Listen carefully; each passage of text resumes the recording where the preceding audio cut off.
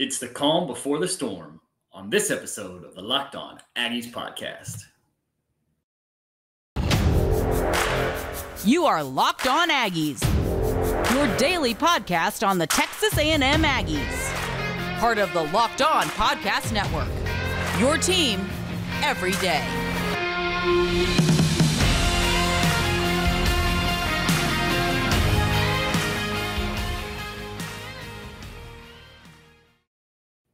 What's up, everybody? Welcome to the Locked On Aggies podcast, part of the Locked On Podcast Network, your team every day. I am your host, Joey Ikes. Thanks so much for making Locked On Aggies your first listen every day. Today's episode is brought to you by Bet Online. Bet Online has you covered with more props, odds, and lines than ever before. Bet Online, where the game starts. As I said in the show's open, it is the calm before the storm. 1 week from today being Friday, August the 26th, 1 week from today on September the 2nd, we will be using this show to put our final previews together for the Aggies matchup with the Sam Houston State Bearcats. We have waited months for today or for this coming week, and we are here in the final stretch leading up to it. We've got some great content coming for you guys next week as we get ready for the game and get ready for the season. But I wanted to take today and just sort of go over some news, some notes, some things that we have going on in Aggieland with the Texas A&M football team to get us level set for the season. The first thing is some news that came out today that A&M announced that they're going to be adding 23 premium suites to the south end of Kyle Field. Now, we know and understand, and we talk a lot on this platform about the inherent advantage that A&M has in Kyle Field, in the 12th man, in the atmosphere that is created by that situation, that environment on game day and in primetime games specifically, both on the field in terms of creating an advantage against your opponents and on the recruiting trail, because if A&M can get a guy to a game, especially, they're going to play Miami at night early in the season, big out of conference matchup, especially considering Miami as a school on the up and up, or on the come up when it comes to recruiting.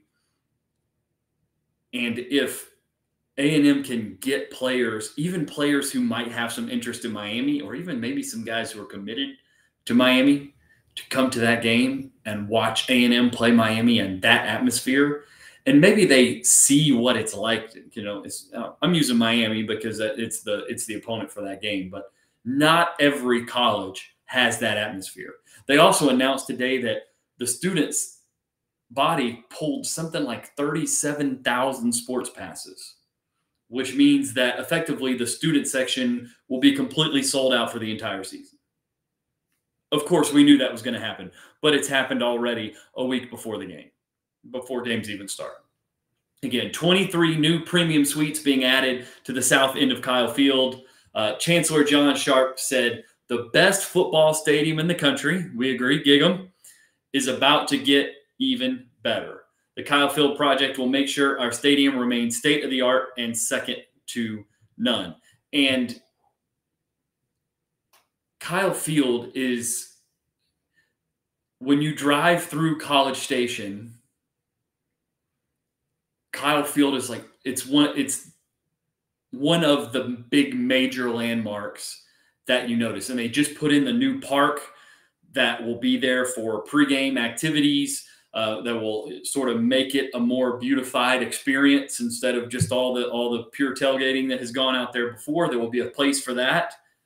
but they are really working very hard on the Kyle Field atmosphere to make that whole day. If you get a recruit there and you take them through the game day experience in College Station at Kyle Field, it is absolute magic, and it's something that no other college campus can compete with Texas A&M on game day. There are a lot of great college traditions. There are a lot of great campuses, a lot of great athletic facilities and departments, but Kyle Field is, bar none, the top of the line.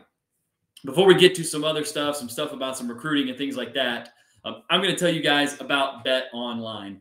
BetOnline.net or BetOnline is the fastest and easiest way to check in on all your betting needs. Find all your favorite sports and events at the #1 source for odds, lines, and games. Find reviews and news of every league, including Major League Baseball, the NFL, NBA, NHL, combat sports, esports, and even golf. BetOnline continues to be the top online resource for all your sports wagering information. From live in-game betting, scores, and podcasts, they have you covered. Head to BetOnline today or use your mobile device to learn more about the action happening today. BetOnline, where the game starts. In other news surrounding Texas A&M, Texas high school football kicked off this week in earnest, and a lot of the premier athletes, the premier prospects, the premier recruits really are starting to get their first live regular season action this weekend. It started yesterday on Thursday night as the Denton Ryan Raiders took on the New Braunfels Unicorns, which might be my favorite college or high school football mascot in the state of Texas, the New Braunfels Unicorns. And Anthony Hill, the highest rated member of the Texas A&M recruiting class of 2023,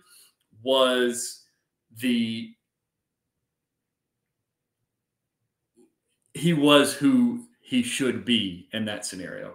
We see some videos come out from some recruiting analysts and insiders who were at the game, and Anthony Hill just looks unbelievable. And it's what you should expect. It's what you should see from a guy who is already legit SEC size at 6'2", 225 pounds as a senior in high school, and just a dominant player. Had a long touchdown run on a 4th and 1 handoff as a running back. And then, you saw a few plays of him just absolutely blowing up and destroying plays in the run game specifically, and just a huge, massive hit that he laid on a wide receiver. Kudos to the wide receiver from New Braunfels who held on to the ball and made the play. But Anthony Hill played the play perfectly, made a big hit. The ball didn't separate from the receiver, but that's more kudos to the receiver than it is something that Anthony didn't do the right way. Additionally, across town, across Denton Geyer, the home of the Bowen brothers, specifically Peyton Bowen, the current Notre Dame commit safety, who is, again, from Denton, so from the Dallas area, who is, again, currently committed to Notre Dame, but A&M is working very hard to work a flip there, and they feel really good about where they stand. Peyton Bowen had a pick six in his first game. Absolutely jumped an underneath route from the safety spot, read it absolutely perfectly. Athleticism took over. He made a fantastic play, runs it back for a touchdown. Huge play for his team. Real quick, before we continue, I want to thank you for making Locked On Aggies your first listen every day. The ultimate college football preview is here. A 7-episode preview with college experts, local team experts, and Odyssey college football insiders. It's everything you need to be ready for the college football season in one spot. Search for the ultimate college football preview on your Odyssey app, YouTube, or wherever you get your podcast. Check it out today.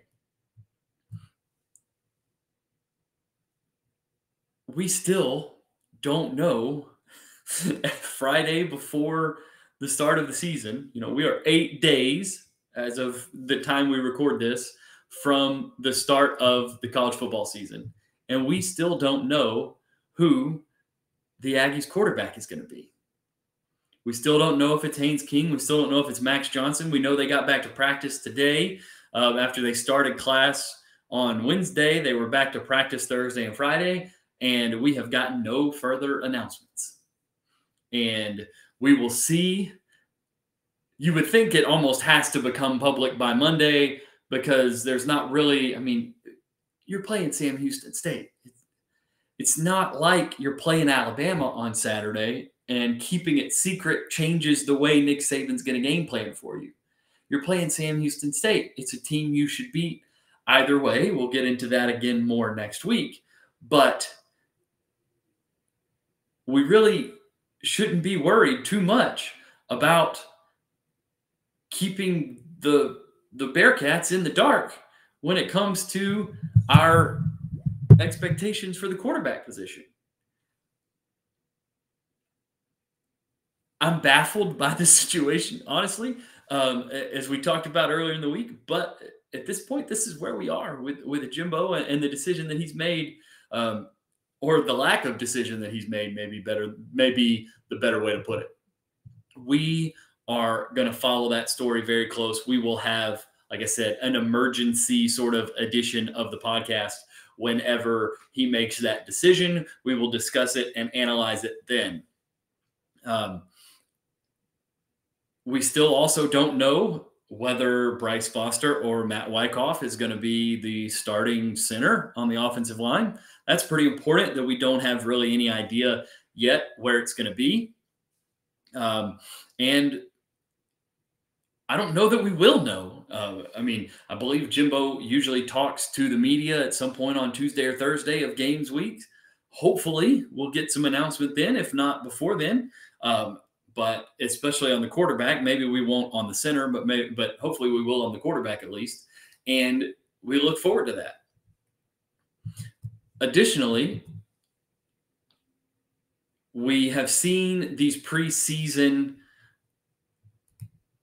accolades, these preseason recognition lists pile up, and all of the all SECs, the all conferences, the all American list, the freshman list, the freaks list, all these things start to pop up. One of the things that's a really cool list to pay attention to that came out yesterday is the Senior Bowl watch list came out. So the Reese's Senior Bowl every year is sort of the opening event. Their slogan is sort of the draft starts in Mobile. So the opening event of the NFL draft season, and they invite what they consider to be the best senior players and graduated redshirt juniors in college football to Mobile, Alabama for an all-star game showcase in front of NFL scouts coached by NFL coaches. And yesterday, the watch list came out for players who are in consideration, at least at this early point in the season, for a place among that group. And 3 A&M players were listed on that list, and that's Antonio Johnson. Oh, no, excuse me, not Antonio. It was Damani Richardson, it was Layden Robinson, and Miles Jones. So those 3 guys earned that recognition. That's exciting for them. Their play throughout the course of the season will continue to garner that recognition, and we will continue to cover that as we go through the season for Texas A&M. Guys, we're going to go ahead and get out of here. Thank you so much for joining us today. Happy Friday. Again, you can find me on Twitter at Joey Ikes. You can follow the show at Locked On Aggies. Please like, comment, share, subscribe on YouTube. We're trying to grow the YouTube channel. Do all those things. That's Locked On Aggies is the YouTube channel, and you can search for us on your podcast platform of choice as well.